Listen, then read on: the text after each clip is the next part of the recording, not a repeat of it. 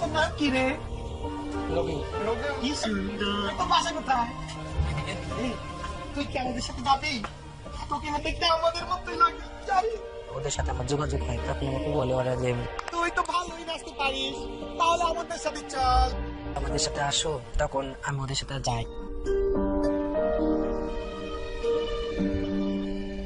তখন আমার মাকে যে আমি বলি ওরা নাকি বলেছে আমি নাকি দেখতে ওদের মতো, আর মা আমাকে না ওদের সাথে যেতে বলছে।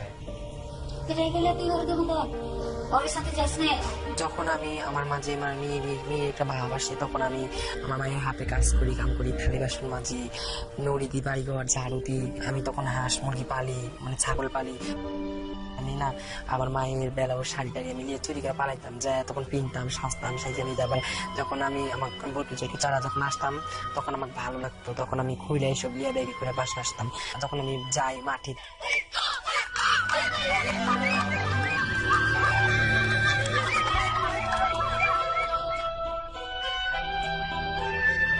নাচ গান করার জন্য, হিজাদের সাথে মিশার জন্য আমার মামা আমাকে তখন মানে ই করে, শাসন করে। নাচতে ভালো লাগে।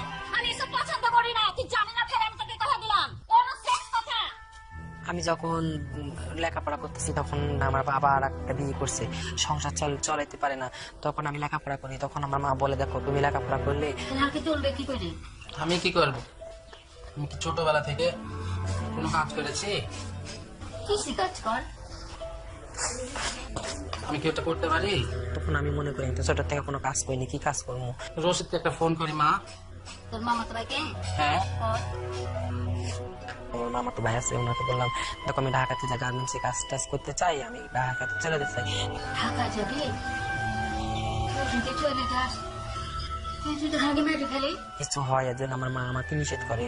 তারপর মনে মনে ভাবলাম আমি না, আমি তো একটা ছেলে মানুষ, এসব করা তো ঠিক না। আমি এখন ঢাকাতে যাই একটা গার্মেন্টসে কি একটা অন্য একটা চাকরি করবো।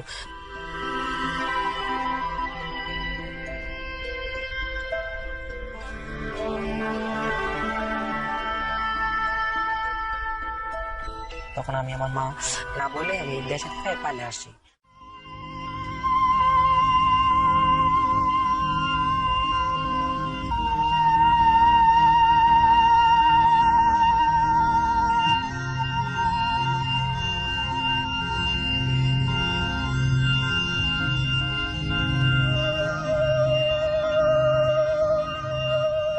আসার পরে তখন আমি মহাখালী হোটেল আছে না, জিজ্ঞাসা করি কাজের জন্য এসেছিলাম। রান্না বান্না করতে পারি আর বাসন বাসন আসতে পারি। ওদের ওখানে চাকরি নিয়ে আমি।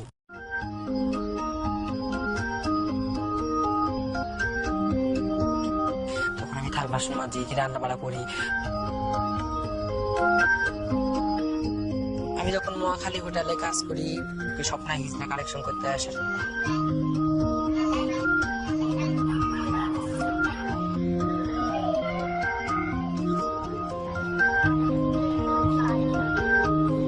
তখন আমি একটু বাইরে ওদিকে দেখার জন্য।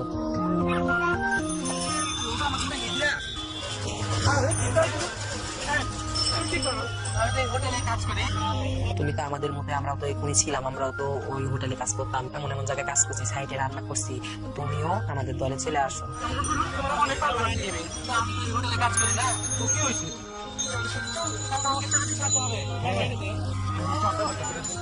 তোমার চেহারা সুন্দর আছে, সব দিক দিয়ে সুন্দর আছে, তুমি তোমাকে আমার জীবনে ভালোবাসবে। হ্যাঁ, তখন আমি আমাকে ছেলে পেলে মানে টিস মারে যে এটাও তো হিসড়ে, হ্যাঁ হ্যাঁ।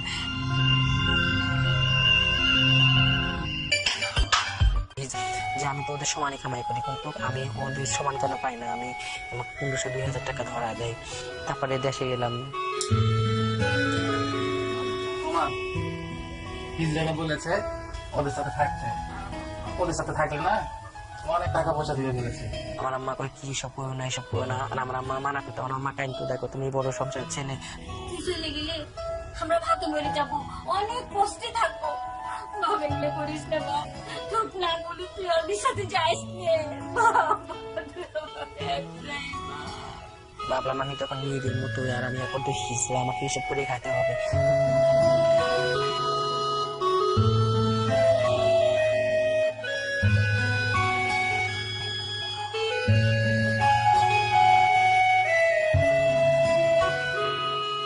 বাবা মারা একটা দিতে চাই, তো আমাকে ভালো লাগে না, আমি এসে পড়ি। আসসালামু আলাইকুম গুরু। ওয়ালাইকুম আসসালাম। কি খবর? একটা কথা বলতে চাচ্ছে। কি কথা বললো? আমার মা বলছে আমি যেন আপনাদের সাথে আর না মিশি। ও, এই কথা বলছে। তুমি এক কাজ করো, তুমি অপারেশন করে ফেলো।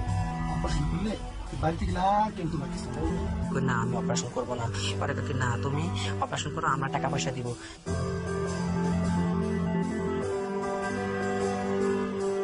এভাবে ইঞ্জেকশন দেয়, ইঞ্জেকশন দেওয়ার পরে মানে একটা মেয়ের প্রতি আকর্ষণ, মানে তখন একটু একটু থাকতো, তখন একটু না একটা মানে ছেলের প্রতি জাস্ট একটা এই হতো। একটা মেয়ে দেখে মন চাইতো, আমার কাছে মনে হয় আমার সাথে আসছে জিনিসটা এমন হয়, আমার কতটুকু ভালো লাগতো না। এই, ওর নাম আজ থেকে আমি দিলাম কি জানো? চুমকি। সবাই ওরে চুমকি নামে ডাকবে, হ্যাঁ? আজ থেকে তুমি হলো চুমকি।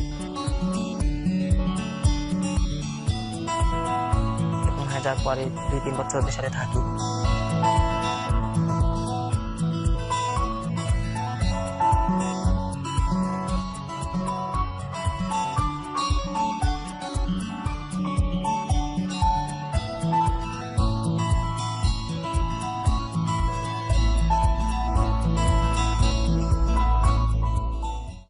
আমার কামাই করে ওনারাই খায়, আমাকে দেয় না। এই, সবাই রেডি হো, খুলনা যেতে হইব। পান্না হিজড়া আছে না, ওরা ঝামেলা হয়েছে, বিচার আছে, সবাই তাদের রেডি হওয়া। চল চল চল চল। যাওয়ার পরে মানে কোন রাস্তাতে লিয়ে যাবো সব তোমরা বুঝি না। লিয়া যাওয়ার পরে না আমাদেরকে পাঠা দেয়। পরে আমরা বলি কই যাবো, আমরা কই যাবো, কাজ আছে লিয়ে থাকি। লিয়ে যাওয়ার পরে তখন আমাদেরকে মেডিকেলে লিয়ে যায়। মেডিকেলে লিয়ে যাওয়ার পরে দেখি এটা দিলে কি হয়? এটা নিয়ে কি করবেন? এটা দিয়ে আপনার দাঁড়িয়ে দিতে হবে।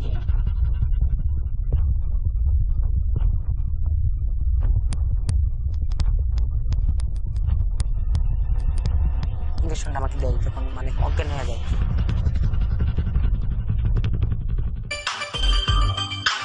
যখন আমার একটু জ্ঞান ফিরলো, যখন আমি বেডে থেকে যখন আমি দেখলাম মানে আমি 2 পা লড়াইতে পারি না, কোনো কথা বলতে পারি না, তখন আমার পানি পিপাসা পাইছে, তখন আমি কথা বলতে পারি না, মানে মরণ অবস্থা আমার। তখন আমি ভাবলাম আমার কি হইলো, তখন ভাবলাম যখন অবস্থা ছুটে যায় তখন আমার কি জ্বালা যন্ত্রণা করে, ব্যথা করে, তখন বুঝলাম যে আমার না পুরুষ অঙ্গ কেটে ফেলছে। তারপরে আমি কি করে ওই জিজ্ঞাসা করলাম নার্সকে, তো নার্সে কই কি হ্যাঁ তোমাকে মেয়ে মানুষ বানা দিচ্ছে, তোমাকে এই ছেলে মানুষ সাথে মেয়ে মানুষ বানাচ্ছে। তারপরে ভাবেছি আমার গুরু আমাকে না জানা না শোনা আমার এত বড় একটা ক্ষতি করলো, যে আমার জীবনটা নষ্ট করে ফেলছে। আমি তো ওদের জগতে থাকতে চাইছিলাম অন্যভাবে, আর আমাকে থুইলো অন্যভাবে। পরে আমার কাছে খারাপ লাগে, দুঃখ লাগে। তখন আমার মেয়ে দিয়ে একটা হরমোন চলে আসলো, একটা হাত পা নরম হয়ে গেল, চেহারা দেখতে সুন্দর হলো। তখন আমাকে দেখে করতো মানে ওই খারাপ কাজে দিয়ে দিল আমাকে। তখন পরে আমাকে গুলশান তুই আছে না, এখানে আমাকে দাঁড় করায়। আমার গুরু দাঁড় করার পরে ভালো ধরনের সাহেবরা আমাকে গাড়ি তুলি, পরে নিয়ে আসে গুলশানের ওনার গাড়ি তুলি। তোলার পরে আমার গুরু সাদানি বলে যে আমাকে ফোন দেয় যে ওই পোলাটা কিছু ভালো জিনিসপাতি আছে। তখন আমি বলি হ্যাঁ আছে। তখন ওনারই পোলাপান তাকে 4-5টা হাঁস গাড়ি নেয়, তখন মানে হামলাটা দিয়ে দেয় পোলাপানের উপরে। ওই পোলাটার উপরে হামলা দিয়ে দেয়, ওর মোবাইল টাকা পয়সা যত কিছু মারধর করে সবকিছু হাতিয়ে আমার সন্তানি পোলাপান দিয়ে লেওয়ায়। আমাকে 2 থাপ্পড় মারার পরে বলে যে হলো বাড়ি গেছে। আমি বুঝতে দেয় না তখন ওই পোলাপান, আমি জানি যে এটা আমার পোলাপান। আমি তো কাউকে বলতে পারি না যে পোলাপান আমাদেরকে ভালো আমার আপনি আমাকে এসে না করে তোমার জীবন নষ্ট করে দিচ্ছে, এখন আমি কি করে খাবো, আর তোমার প্রতিদিন করার থাকা। তখন আমি কি করলাম, এসব করি। তখন আমার গুরুকে বললাম আমি আমার তো অপারেশন হয়ে গেছে না, আমাকে একটা পার্সোনাল রুম দাও। পার্সোনাল রুম নিবি, ভাড়া দিতে পারবি? পারবো না কেন? ঠিক আছে, তো একটা দিয়ে তুমি। মানে আমি তখন বুঝতে পারলাম যে আমি ওর কাছে থাকলে আমার টাকা পয়সা সব খায় নাই, আমি এখানে আলাদা রুম নিয়ে থাকলে আমি অনেক কিছু করতে পারবো। তখন আমাকে কি করে আলাদা রুম নিয়ে আমি নেওয়ার পরে আলাদা রুম নেওয়ার পরে কালেকশন দেয়। কালেকশন দেওয়ার পরে যখন ওই টাকা পয়সা করে ওই রেখে দিত, আমাকে প্রতিদিন 200 টাকা ধরা দেয়। আর আমাদের দ্বারা বড় ওরা প্রতিদিন পায় 1000 2000, আমরা পাই 200-300 কামলার মতো। তারপরে আমি কিনা আমার গুরুকে জিজ্ঞাসা করলাম, দেখো তুমি তো এইভাবে আমার থেকে এই এত লাখ লাখ টাকা তুমি ছিনে আনাও, আমারও তো একটা একটা জীবন ভবিষ্যৎ আছে, আমিও তো কিছু করতে চাই, তুমি একটা সন্তানী মানুষ, তুমি তো সব করে নিছো, আমিও তো কিছু করতে চাই, কিছু কিছু আমাকে দিও। তখন আমাকে কি না তোমাকে কন্টাক্টে রাখছি। তখন আমাকে যে অপারেশন করে নিয়ে আসে তখন একটা স্টাম্প নেই, স্টাম্পে লেখা থাকে, স্টাম্পে সই লেবো কাদের স্টাম্পে একটা সই দাও তুমি যে অপারেশন করছি বলে ওখানে লেখে যে আমি অপারেশন করে নিছি কি আমি হলো পারে এই এতদিন আমার কামাই খাবো, তারপরে গান তোমার হলো পারে কামাই নেবো।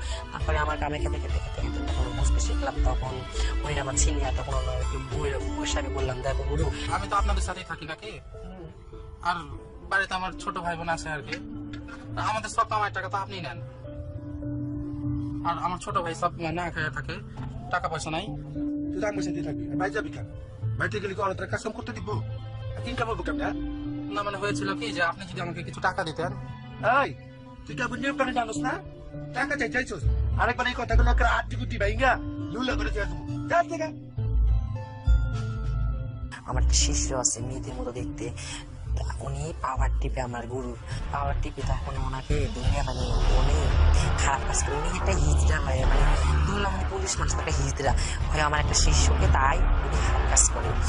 তখন উনি এসে বললো দেখো গুরু আমি পাওয়ার টিপি, আমার ভালো ভালো পোশাক দিয়ে দিচ্ছে, আমার এরকম খারাপ কাজ করে, আমি তো ওই ওই ওর ওর সাথে থাকা সম্ভব না। উনি একটা পুরুষ মানুষ, উনি ব্যাপারে আমার শিষ্য কেমন করছে, ওনাকে আমরা আমাদের দল থেকে মানে বাদ দিয়ে আমরা আরেকটা আমাদের সরকারি বসাতেছি যে প্রকৃতি তো হিজড়া, আমি অপারেশন করছি আর একজন অপারেশন করছে আমার মতো, সে আমার দুঃখ বুঝবো, দুঃখ আমি বুঝবো, সে একটা পুরুষ মানুষ, সে তো আমার দুঃখ বুঝবে না। পরে তখন আমরা সবাই একসাথে বসলাম, যারা যারা মানে ওদের অপারেশন করা তাদের আমি ডাকলাম। আমরা সবাই অপারেশন করেছি না, আমরা সবার জীবন নষ্ট হয়ে গেছে না। আজকে ভালো না লাগে সেই চুল কেটে লুঙ্গি শার্ট কিনে ছেলেদের মতোই ওই চলে যেতে পারে, কদিন পরে পরে দেশে যায় বিয়ে করে খেয়েছে, তার কাছে থাকে আসে, কিন্তু আমরা তো আর পারি না। চল এখন আমরা সবাই দিন করতে যাই, চল তাড়াতাড়ি। কুন্ডু বৃষ্টি 71 হলো, আমরা 71 বললাম না আমার দলে থাকবো না, আমরা 71 কালেকশন করে খাবো।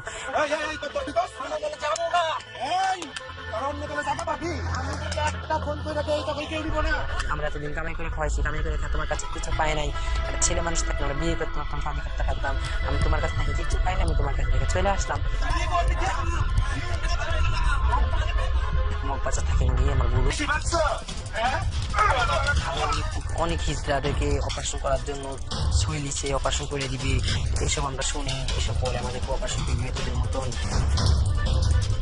আমরা কালেকশন করতে বাইরাই বনেন থানাতে, সেই পোলাপান দিয়ে আমাদেরকে অ্যাটাক করায়, রাস্তাঘাটে আমাদেরকে মারধর করে, তুলে নিয়ে যায়, এসব ধরনের অঘটনগুলো উনি করে আমাদের প্রতি। উনি থানা হাত করে কোনো জায়গাতে বিচার পায় না, নেতাকে তা কারো কাছে বিচার পায় না, ঠিক মতো রুমে ঘুমাইতে পারি না, খাইতে পারি না, 1 মাস 2 মাস ধরে আমরা পালাত অবস্থা, যেখানে যাই সেখানে আমাদের বিচার নিতে চায় না। এখন আমাদের প্রতি পোলাপান লাগে দোষ, আমরা এই মহল্লাতে ঢুকতে পারি না, আমাদের বাড়ি এলাকি আমাদের বাড়ির পাশে আসে পোলাপান লাগে দিয়ে থোয়া আছে, আমরা বাসার যেতে পারি না, এসব অবস্থা করতে হচ্ছে স্বপ্ন হিজড়া। যখন আমি একা বিছানায় শুতে যাই তখন আমার মনে হয় যে আমার জীবনটা আমার গুরু নষ্ট করে ফেলছে, আমি না পারি একটা মেয়ের কাছে শুতে, না পারি একটা ছেলের কাছে শুতে, আমাকে পাবলিক হিজড়া বলে, জনগণের হিজড়া বলে, আমি কোনো জায়গায় সুখ শান্তি পাই না, মানে আমার একটা অতিতত্র মনের মধ্যে এমন একটা মানে আবেগ আসে, তখন একটা ঘৃণা লাগে, তখন মন চাই কি মানে একা বউয়ে থাকে, একা বিছানা যখন কাঁদি আমি তখন আমার বুকটা ফেটে যায়, তখন আমার ব্যর্থগুলো আমার কষ্টগুলো আমি দেখাইতে পারি না যে আমার কতটুকু কষ্ট হয়, যে আমি একটা ভালো ছেলে ছিলাম, সে আমাকে অপারেশন করতে, আমি পাবলিকের কাছে বললে বিচার নিয়ে গেলে তারা আমার বিচার করে দেয় না, তারা আমার কিছু করে দেয় না, এর জন্য আমার অনেক খারাপ লাগে যে আমার জীবনটা আমার গুরু নষ্ট করে ফেলে, আমার এত এত ক্ষতি করতেছে, তারপরে আমার বেঁচে থাকতে মনে চায় না।